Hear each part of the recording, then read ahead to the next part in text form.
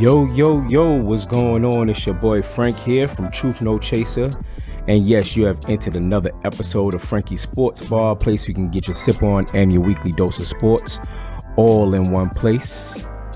Yes, sir, I got a really good one here for you today.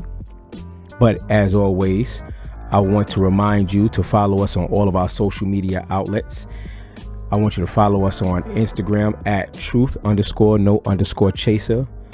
I want you to subscribe to our YouTube and our Facebook at Truth No Chaser. And I want you to visit our website at www.thetruthnochaser.com. Yes, sir. So, like I said, I had a really good one for you guys here today. And first and foremost, let me start it off with all these NFL players opting out of their contract, man. What's that about? Well, I know what it's about. Amid the return of sports, already, there's been numerous cases of COVID increasing among the players in sports worldwide, nationwide, I should say, excuse me. And a lot of players are opting out of their contract this season, and they don't feel comfortable playing.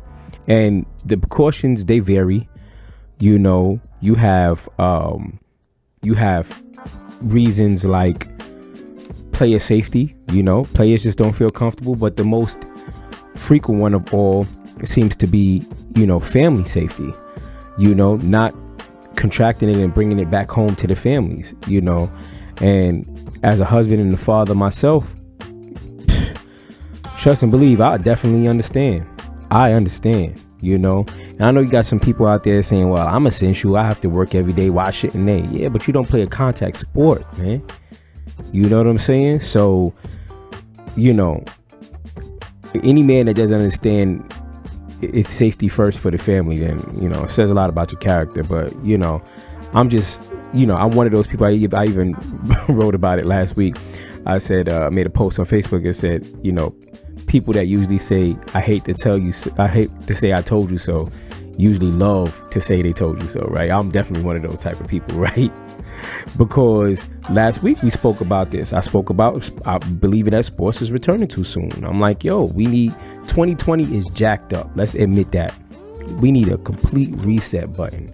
And sports is not a priority right now. I know you guys are losing money and all of that stuff like that, but let's close out this season strong with a strong quarantine. Get this stuff under lock and key, and then we can move forward amicably. But I talked about baseball last week returning, and then look, Florida Marlins, 14 people tested positive. It's like the whole team.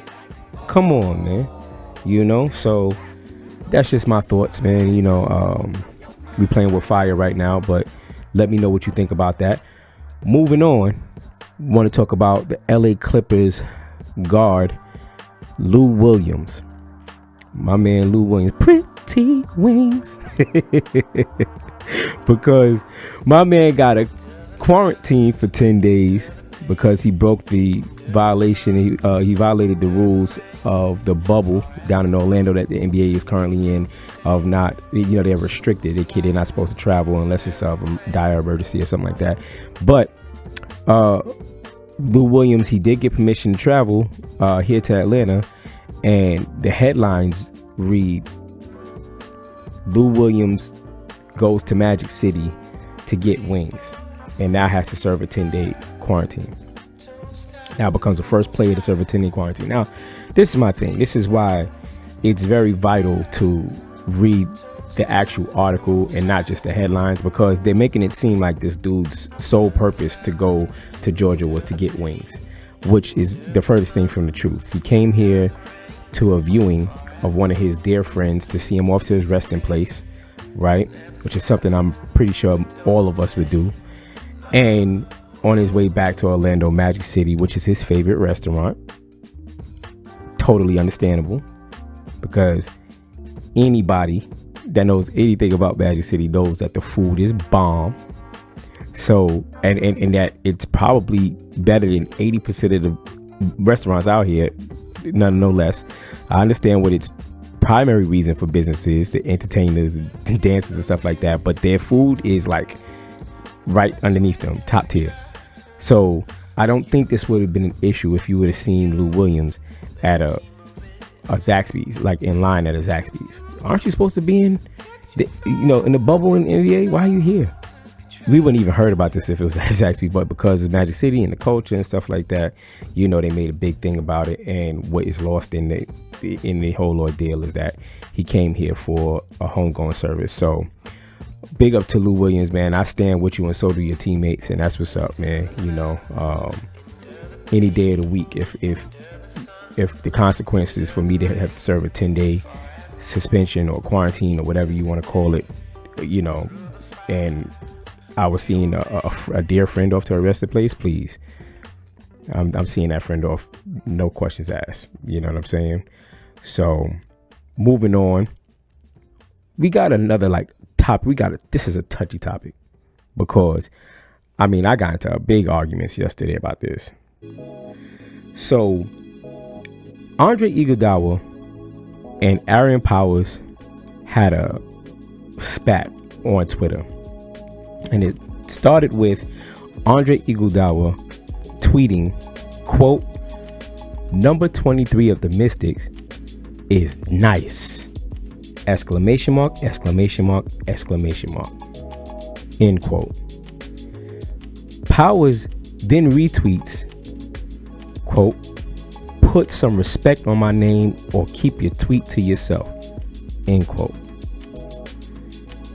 And apparently to the people that defended her, saying it takes 2 seconds for him to Google her name. It's disrespectful that he would call about her number. Really? I don't know how many occasions I've called a person by their number. I'm a Cowboy fan. I go to the Cowboy games all the time. I don't know how many times I say, yeah, 88 in reference to Dez Bryant. I don't know how many times I've actually posted, ain't nobody messing with 24 in reference to Kobe Bryant. You understand what I'm saying?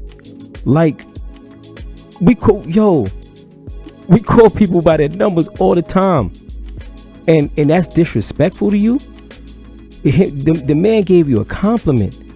The reality of it is, they're in his bubble down there in Orlando. He's probably watching the game, finally get a chance to get a moment to himself, and because they can't really hang out and socialize down there. So he's probably looking at the game, and he's like, "Damn, she out there dogging right now, yo. Number 23 is on the Mystic is nice, yo." See, listen, I don't know how to think like a woman. I'm not a woman. So I actually went to a few lady friends of mine that so I can get a better feel and maybe I'm missing the mark. But they all said the same thing. She overreacted, and she was a little bit of a a-hole in her response. Because even if you felt offended, then you know there was nothing malicious behind his words. So at bare minimum, you could have at least acknowledged the compliment first and then corrected him by saying something like, "Thank you, but I do have a name." You understand what I'm saying? There was a much nicer way to go about that. But instead you and it kind of creates this atmosphere like, yo, that's why I don't even want to say nothing to nobody no more, because you can't even compliment people nowadays. Crazy. And I know I don't stand alone when I say this, but I didn't even know who Ariel Powers was until yesterday. But now I do know her, and I know her more now for her poor attitude than her talents on the court. Take it how you want it, you know what I'm saying? But if you disagree, of course, you can always leave it under the comments. I appreciate it. But moving on to our next story, and this is more of a feel-good story here. This is my bibulous pick of the week. As you know, anybody that's a fan of the show know I have a call a cab. That's when a person is beside himself, had too much to drink, need to sit their ass down, and then you have a bibulous pick of the week, which is a person that drinks everybody on the table and should be at the bar looked at as a hero. That's my bibulous pick of the week, and it goes to no other than Kansas City Chiefs right guard Laurent Duvernay Tardif. Laurent Duvernay Tardif. And I hope I didn't jack your name up, sir. You know what I'm saying? Speaking about putting respect on it, I hope I didn't jack your name up. But the people that know who I'm talking about may remember him from a while back when he received his doctorate in medicine, becoming the NFL's first active doctor, yes, while playing in league history.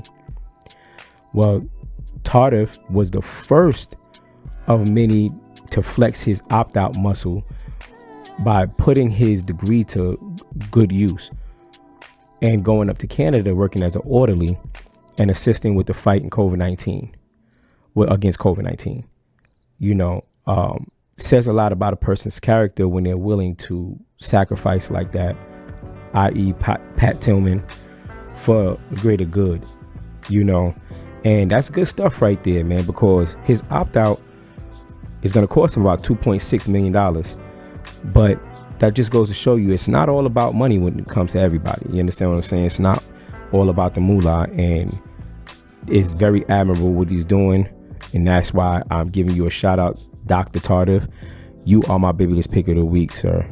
Good work. And last but not least, I want to give us, on behalf of the Truth No Chaser brand, that is Truth No Chaser the show, that is Ashley's Motivational Moment, Jay's Checkpoint, and Frankie Sports Bar, I want to give a special rest in peace to former U.S. Representative and Civil Rights Leader John Lewis, who passed away at the age of 80 due to his fight with pancreatic cancer. A pure definition of Black excellence and a true pillar of our community.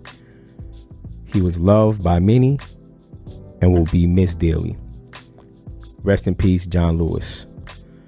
And before I get out of here, I would like to say that this episode of Frankie Sports Bar was sponsored by Ambition Custom Apparel Co.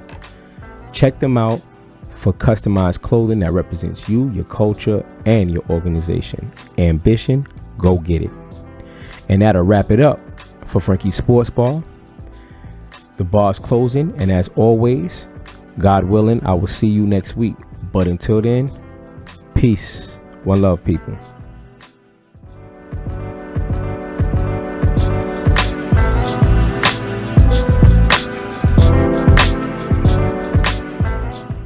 Truth.